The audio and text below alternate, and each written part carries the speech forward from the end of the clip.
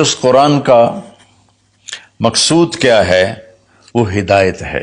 الف لام میم ذالک الکتاب لا ریب فیہ ھدی للمتقین۔ یہ کتاب کی پہلے اللہ نے ضمانت دی کہ یہ ہر شک و شبہ سے بالا تر کتاب ہے۔ دنیا میں کوئی یہ دعویٰ نہیں کر سکتا، نہ بولنے والا نہ لکھنے والا۔ انبیاء کے سوا بڑے سے بڑا علامہ ہو بولنے میں خطا کھائے گا، بڑے سے بڑا علامہ ہو لکھنے میں خطا کھائے گا۔ صرف میرے رب کا انبیاء اور میرے رب کا کلام ہر خطا سے پاک ہے۔ تو یہ کس لیے ہے؟ ھدی للمتقین، یہ ہدایت ہے۔ ہدا چونکہ عربی زبان ان کی تھی تو اللہ تعالیٰ نے انہی کی سبحان اللہ انہی کے استعمال کے مطابق جب قرآن کو اتارا تو وہ ہل کے رہ گئے۔ ہدا ویسے تو کہ سیدھا راستہ، لیکن ہدا اس چٹان کو کہتے ہیں جو سمندر میں ابھری ہوئی ہو، پانی سے باہر نکلی ہوئی۔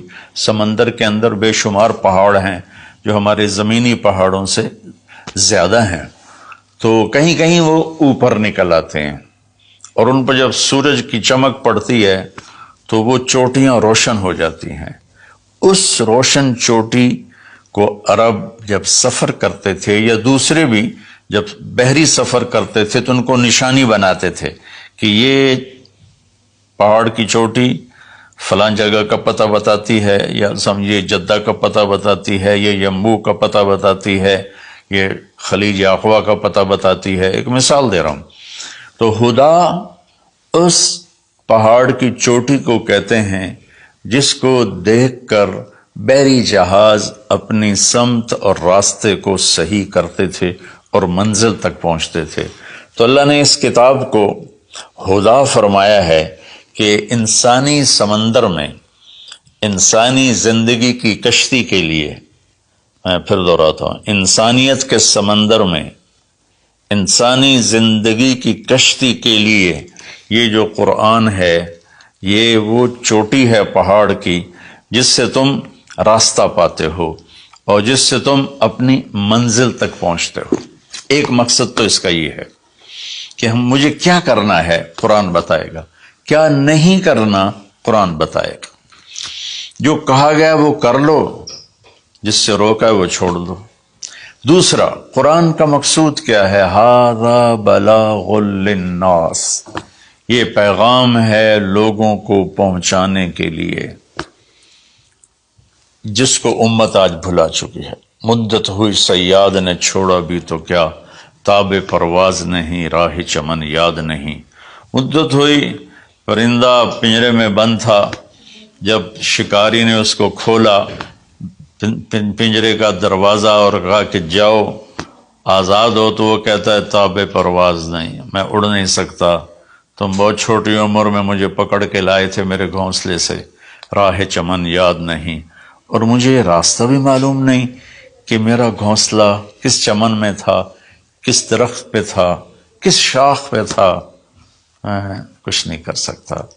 اس وقت امت خواہشات کے پنجرے میں اس طرح بند ہوئی ہے کہ راہ چمن یاد نہیں، تاب پرواز نہیں، راہ چمن یاد نہیں۔ کہ اللہ تعالیٰ نے ہمیں یہ سورہ ابراہیم کے آخر میں ھذا بلاغ للناس، یہ لہجہ ہے قرآن کا، یہاں ھذا بلاغ للناس، یہ پیغام ہے لوگوں کو پہنچانے کے لیے، وَلِيُنذَرُوا بِهِ، تاکہ انہیں خبردار کیا جا سکے، وَلِيَعْلَمُوا، تاکہ وہ جان لیں، أَنَّمَا هُوَ إِلَٰهٌ وَاحِدٌ وَلِيَذَّكَّرَ أُولُو الْأَلْبَابِ، کہ ایک ہی اللہ ہے، ایک ہی معبود ہے، ایک ہی الہ ہے، ایک ہی مدد کے قابل، ایک ہی پکارے جانے کے قابل، ایک ہی ہے جس کو پکارنا بھی ہے، بلانا بھی ہے، مانگنا بھی ہے، جھولی بھی پھیلانی ہے۔ یہ اس کا دوسرا مقصد ہے۔ اس امت کو ایسا نبی ملا جس کے بعد کوئی نبی نہیں آئے گا، کوئی نبی نہیں آئے گا۔ نبی اللہ بھیجتا ہے، خود بخود کو انسان نبوت کا دعویٰ کرے تو اس سے وہ نبی نہیں بنتا ہے۔ تو نبی اللہ بھیجتا ہے اور اللہ پسند کرتا ہے، تو ہمارے نبی آخری ہیں، لہٰذا اس کتاب کا پیغام دنیا کو پہنچانا ہم سب کے ذمہ ہے کہ ہم انہیں بتائیں کہ بھائیو آگے ایک زندگی آ رہی ہے۔